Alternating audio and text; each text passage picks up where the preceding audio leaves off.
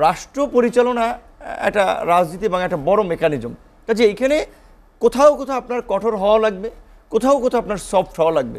কিন্তু বর্তমানে এরকম একটা অস্থির পরিস্থিতি, একটা বিপ্লব কিংবা গণঅভ্যুত্থান যাই বলেন না কেন, এরপরে মানুষের যে প্রতিবাদী চেতনা, মানুষের যে অনেক ধরনের আকাঙ্ক্ষা কিংবা অনেক ধরনের বেনিফিশিয়ারি গ্রুপ তৈরি হয়েছে, সবাই আপনার সরকারের কাছ থেকে ধান্দা, প্রজেক্ট, তদবির আদায় করতে ব্যস্ত। শিক্ষার্থীর অধিকার নিয়ে নুরুল হক কথা বলতে গিয়ে নুরুল হক নূর, ভিপি নূর, যার উত্থান এবং জন্ম, সেই নূরের কাছে যদি জানতে চাই এই গত দুদিন ধরে যা ঘটছে, প্রথমে সরওয়ার্দী কলেজে এবং কবি নজরুল কলেজে যেই সংঘাতের ঘটনাটি ঘটেছে, সেটির সুনির্দিষ্ট কোনো পরিত্রাণ রাষ্ট্র সরকারের পক্ষ থেকে, আইনশৃঙ্খলা বাহিনীর পক্ষ থেকে নেওয়া হয়নি। পরের দিন যখন ঘোষণা দিয়ে বিকেলে যখন গেল, সেটিকে প্রতিহত করা গেলেও আজকে যে ঘটনাটি হলো ডক্টর মাহবুবুর রহমান মোল্লা কলেজে, বলা হয়েছে যে পথিমধ্যে ওদেরকে প্রতিহত করার চেষ্টা করা হয়েছে কিন্তু পারা যায়নি। শেষ পর্যন্ত ঘটনা যেটি ঘটেছে সেটি কারোরই কাম্য ছিল না।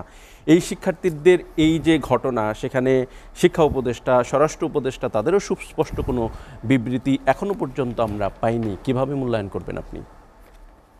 এসিটিভির দর্শকদেরকে শুভেচ্ছা, দুজন সহ আলোচককেও ধন্যবাদ। আর আপনার শিরোনাম যে বিষয়টা, যে সংঘাতে শিক্ষার্থীদের দাবি দেওয়া থাকতে পারে, তাদের অনুভূতি থাকতে পারে, সেটার প্রতি শ্রদ্ধা এবং সম্মান রেখেই বলছি, যা হয়েছে সেটা কোনোভাবেই কাম্য ছিল না। এবং যারা এটাতে ইন্ধন দিয়েছেন কিংবা এই জায়গায় নিয়ে এসেছেন, আমি মনে করি যে তাদের একটা অসৎ চিন্তা ভাবনা ছিল। বিকজ যখন আজকে বাংলাদেশের তরুণরা, বিশেষ করে শিক্ষার্থীরা, সারা বিশ্বের কাছে একটা ইন্সপিরেশন, যে বাংলাদেশের মতো একটা দেশে, সাউথ এশিয়ার একটা দেশে দীর্ঘ 1.5 দশকের কর্তৃত্ববাদী ফ্যাসিবাদী শাসনের অবসান ঘটিয়েছে ছাত্ররা, একটা ছাত্র আন্দোলনের মাধ্যমে। জুলাই অভ্যুত্থান বা ছাত্র আন্দোলন এখন সারা বিশ্বের মানুষের কাছে রীতিমতো একটা বিস্ময়কর ঘটনা, অনেকের কাছে গবেষণার একটা বিষয় হয়ে দাঁড়িয়েছে। যেই তরুণরা বলছে যে আমরা আগামীর বাংলাদেশ বিনির্মাণ করতে চাই, বাংলাদেশের নতুন রাজনীতি প্রতিষ্ঠা করতে চাই, নতুন নেতৃত্ব তৈরি করতে চাই, সেই তরুণরা এত অসহিষ্ণু হয়ে উঠছে, কিংবা সেই তরুণরা এ ধরনের সহিংস কর্মকাণ্ডে যুক্ত থাকবে, এটা আসলে আমি ব্যক্তিগতভাবে কোনোভাবেই মেনে নিতে পারছি না। এবং আমি মনে করি যে এখানে শিক্ষার্থীদের ইনভলভমেন্টটা যতটা না, তার চেয়ে বাইরের, সেটা হতে পারে বিদেশি কোনো এজেন্সি, হতে পারে দেশের মধ্যের কোনো অভ্যন্তরীণ শক্তি, সেটা ফ্যাসিবাদের পতিত স্বৈরাচারের অংশীদার, কিংবা বর্তমান সরকারকেও যারা অকার্যকর করতে চায়, ব্যর্থ করতে চায়, তাদের একটা নানানমুখী তৎপরতার অংশ। বিশেষ করে আজকে আপনার প্রোগ্রামের শিরোনাম শিক্ষার্থী হলেও আজকে কিন্তু 4 থেকে 5টি ঘটনা এই রাজধানীতে ঘটেছে। একদিকে শিক্ষার্থীরা যেমন মুখোমুখি অবস্থানে দাঁড়িয়েছে, মাহবুবুর রহমান মোল্লা কলেজ সহ ওইখানকার বেশ কিছু স্থাপনা একেবারে ভেঙে তছনছ করে দিয়েছে। আরেকদিকে পূর্বে আবার সোহরাওয়ার্দী কলেজ, কবি নজরুল কলেজেও ওই শিক্ষার্থীরা ভাঙচুর চালিয়ে এসেছে, ভাঙচুর করেছে।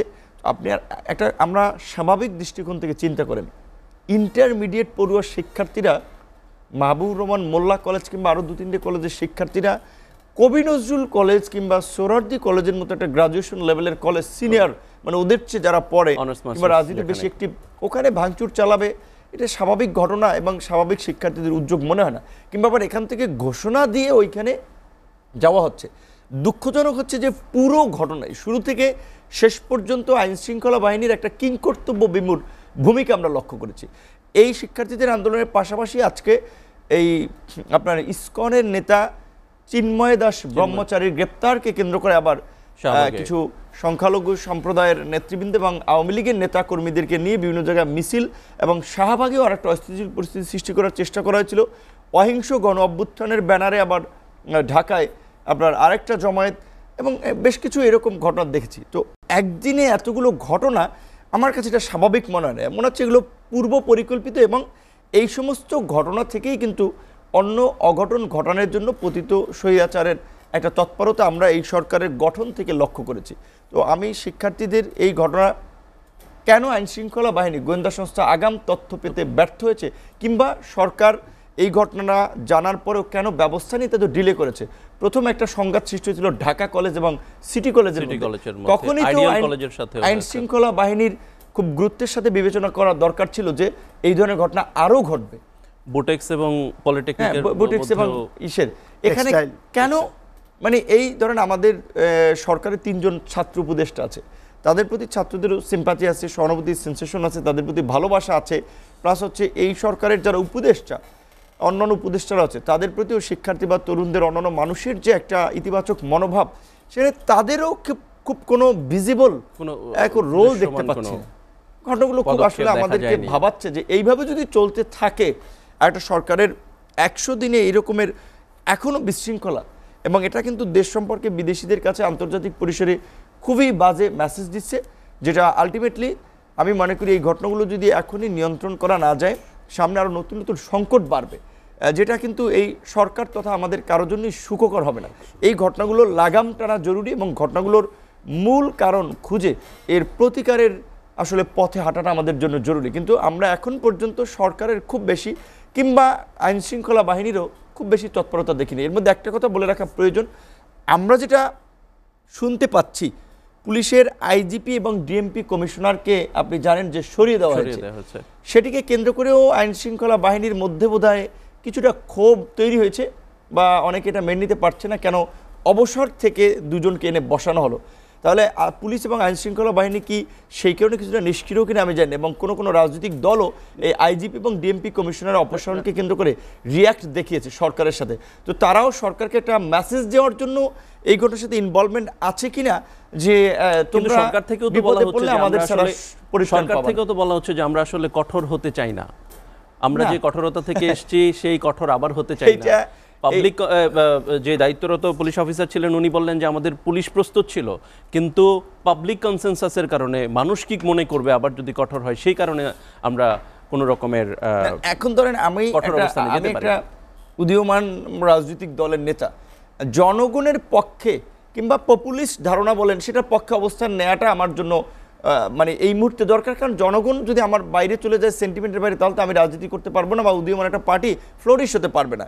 তো এখন রাষ্ট্র পরিচালনা একটা রাজনীতি এবং একটা বড় মেকানিজম, কাজে এইখানে কোথাও কোথাও আপনার কঠোর হওয়া লাগবে, কোথাও কোথাও আপনার সফট হওয়া লাগবে।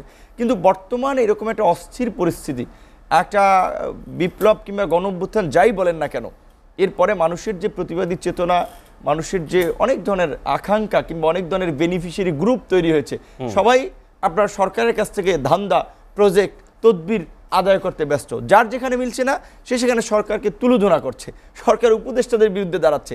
কাজে এখন এই বিভিন্ন পরিস্থিতি উস্কে দিতেও কিন্তু অনেকে কাজ করছে। সেখানে সরকার কিছু কিছু জায়গায় তো কঠোর হওয়াই লাগবে, এছাড়া কিন্তু পরিস্থিতি নিয়ন্ত্রণ করতে পারবে না। আমি ধরেন কথার কথা আমরা যেটা বলছিলাম যে শুরুর দিকে এই সরকারের উচিত ছিল আন্দোলনের অংশীজনদেরকে নিয়ে একটা জাতীয় সরকার করা, তাহলে সকল দলের প্রতিনিধিত্ব থাকতো, অংশীদারিত্ব থাকতো, তাহলে আর এই যে বিভিন্ন গোষ্ঠীর যে উস্কে দেওয়া একটা পরিস্থিতি তৈরি করা, এখানে কেউ সফল হতে পারতো না। তো এখনও আমি মনে করি যে আমি দায়িত্বে থাকলে আমরা শুরুর দিকে দায়িত্ব নিয়েই সব রাজনৈতিক দলগুলোর সাথে আলাপ আলোচনা করে অন্তত 6 মাসের জন্য সকল ধরনের সভা সমাবেশ নিষিদ্ধ করতাম। কারণ বিপ্লব এবং গণ অভ্যুত্থান পরবর্তী নানান ধরনের অস্থিরতা কিংবা বিপ্লবের পরে প্রতি বিপ্লব তৈরি হয়, কিন্তু এই ধরনের কোনো কিছু আমরা দেখতে পারলাম না। এখন এটি কি সরকারের মাথায় বা বুদ্ধি ছিল না, এখন সেটা ব্যর্থতা ঢাকতে এই কথা বলছে যে আমরা কঠোর হতে চাই নেই,